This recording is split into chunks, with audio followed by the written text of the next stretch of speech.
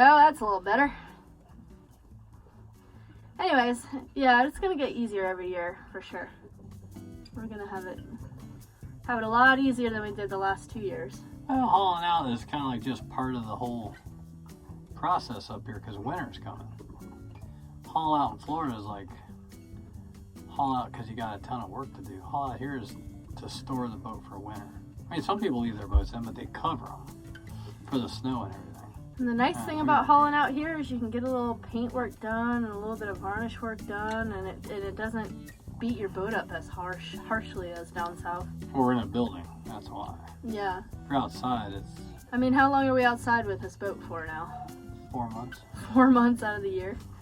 In Maine, which is a lot easier on it than Florida sun and heat. Yeah. I mean, look at September and we're wearing jackets. But I mean, that's just what the boat needs. Not everybody likes to be cold or cool, but it feels kind of nice, and the boat really appreciates it being a wood boat. So that's why we came up here, and then we kind of fell in love with the place too, on top of it. Mosquito. Except for the mosquitoes. Dun dun dun dun dun. And the lobster pots. And the lobster pots. And the fog. And we didn't get much fog this year. Don't come up here, it's horrible. It took us some getting used to. We're still getting used to it. Yeah, we stuck around close just so we can really appreciate it and get used to going someplace, the same place, more than once, and actually getting to know a place, which is something you never don't ever get to do that, really. We go one place once and we leave and never see it again. Yeah. Except for Sardinia. Yeah, we stayed there for a little while. We went back and forth there a few times. Yeah. So yeah, I think, hauling out is actually a positive thing now. I think it's something that we kind of look forward to with Norna, because then it gives us time to actually get off the boat. And yeah, it's actually nice to get away from the boat and not have to think about it. We've thought about Norna for so many years. Yeah. We lived aboard for 10 years before we brought it up here. Yeah, and I worked on it for 10 years before I even met you. Yeah. So that's 20 years of my life dedicated to this boat. More than that now. I mean, you just kind of want to have a break from it and get away from it. And then you come back and you're refreshed and you're reinvigorated with it. It's constantly, a thorn in your side or something you got to constantly be working on. You get kind of sick of it. Yeah. And we were getting to that point. I mean, Norna had already taken us across the Atlantic and showed us beautiful places, so we weren't really going to abandon her or anything, but it was getting to the point where it was just too much work. Mm-hmm. And so coming up in here and just doing 2 years worth of work and not even the work that needed to be done because of being in the tropics. Got us ahead of the game. Yeah. Now it won't be as hard anymore. Now it's gonna just be maintenance anymore, which is what you want out of a boat. You don't want to have such a hard go. Right. So that's all done with Norna. So. And she's the varnish this year, I mean, we didn't even finish putting the varnish on, and it still looks great. Oh, yeah. The varnish is so easy to take care of up here in Maine. And, under our ownership, she's going to stay up here. So, that's going to be... Yeah. That's the thing for us, man. This boat isn't going south. That's why we took off all the copper and everything. She's retiring up here with us up here. Yeah, we're going to retire up here, too. Yeah. I mean, it might go take some long cruises. You'll retire. I'll be still working. they'll be north of here if we do. Newfoundland and Nova Scotia. Places like that in the summer. Yeah. We reuse, if we have plastic, we reuse it. And usually, like even grocery store stuff, we don't even, if it's strawberries come in a plastic container, we don't even buy it. Why? Our paper towel holder doesn't hold paper towels anymore. We just have cloth napkins. Yeah. But that's easier on the boat anyway. I still use toilet paper. Well, I mean. Yeah. It's kind of hard not to. This summer we just needed a break from. We just needed a break. And this summer we were living life. I didn't really film that much this summer. We were just kind of living life and taking a break and enjoying the boat and being back aboard, and enjoying our summer. It was a very good break, something we definitely needed for 2 years. It was a rough 2 years for sure. Piece of cake. It was rough, not because of the work. The work wasn't really that bad. The hardest part was really just the logistics of all of it. Going back and forth to Florida, remembering certain things to bring and what to leave here and what to bring, and if anybody does that, you'll know what I'm talking about. Like, toting stuff is sometimes the hardest part of it, especially in a Volkswagen bus too. You gotta really think about what you can transport. Yeah, I don't know. The other thing I wanted to actually talk about was the anchoring stuff.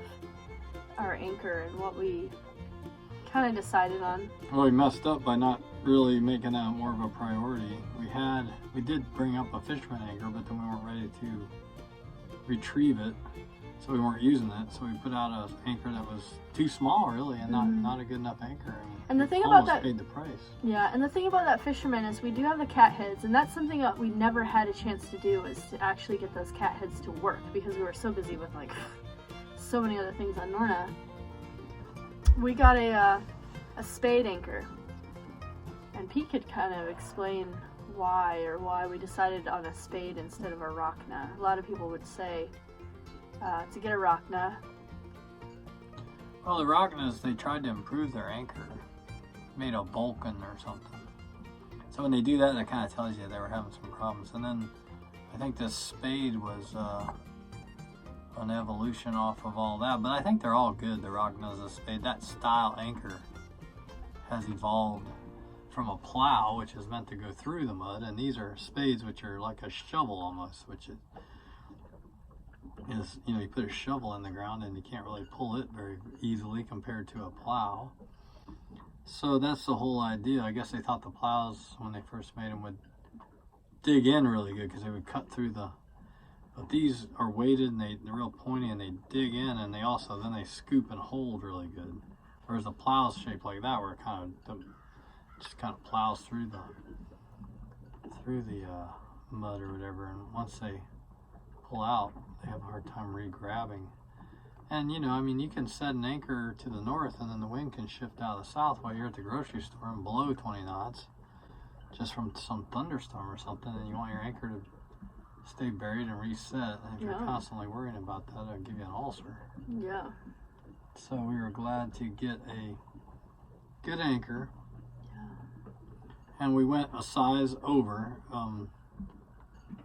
It's good up to 44,000 pounds, and so that's 10,000 pounds heavier than Norna. And it's a 66 pound Spade, which we feel is really good. And then now we're worried about the connection. I mean, if your anchor's really good, yeah, right. But then the swivel on the end snaps off. That's not too good. So yeah, I think we get a real good shackle. Right now we have a swivel, and we've been reading about that. I mean, it's a really good swivel, but it's stainless, and those can just break. So we're going to get a real good galvanized shackle, like a tempered one or whatever, a red something. Like one that's rated. Man, you're only as strong as your weakest link. I mean, a lot of things can happen. And then chain, we might even want to get new chain. And then we're going to put line on. We got new line that we're going to splice onto the end of the chain in case we need more length, because we got 150 feet of chain. Yeah. Sometimes you can't anchor in shallow water, and you want to have the right scope, and that's important too. So we had 300 feet of chain at one point, but I don't remember what we did. We ended up. That kid wound up buying it from us for his boat, and his boat sank. Yeah, we that was the other thing about bringing Norna up here. We got a chance to actually get rid of a lot of stuff off the boat. We had a lot of extra doubles of things, just too much stuff aboard, and it felt so good to just purge ourselves of just things we no longer need aboard Norna. Yeah, I mean, it's nice to be able to have your boat set up as a sailboat and all the gear for sailing, not all the gear for like sanding and varnishing and painting and caulking. And I have a little bit of that, but you have to have some of it. But we had like enough to rebuild a whole friggin' boat.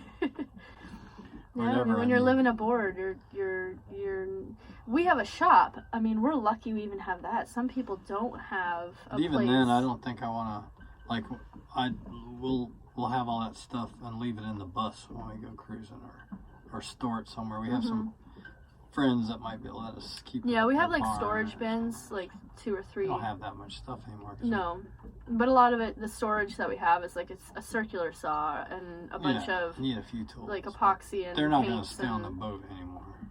No, it's not a good place for them anyway. No, it's just gonna rust it out, and also it's just. And you never really get a chance to.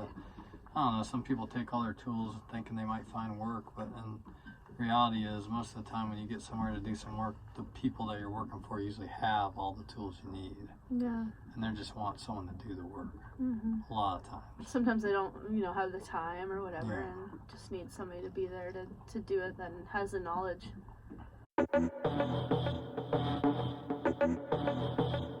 Because by the time you get that tool out of your bilge that you've been saving to use for that one job, It's all rusty and not even working anymore. It's making a weird anymore. noise now. Or something. Yeah. And it's like, oh, we got to buy a new one anyway after I stored it for the last 6 months. Yeah. And then weighing the boat down, it doesn't sail as good, and it just clutters everything up so bad it can be kind of miserable. So anyway, yeah, I'm really glad to kind of talk about that and just talk about the anchor and just how we feel about haul out now and everything kind of moving forward for the next few years. Oh yeah, sometimes you have to be patient to have a plan come around, and definitely people who sail know about patience.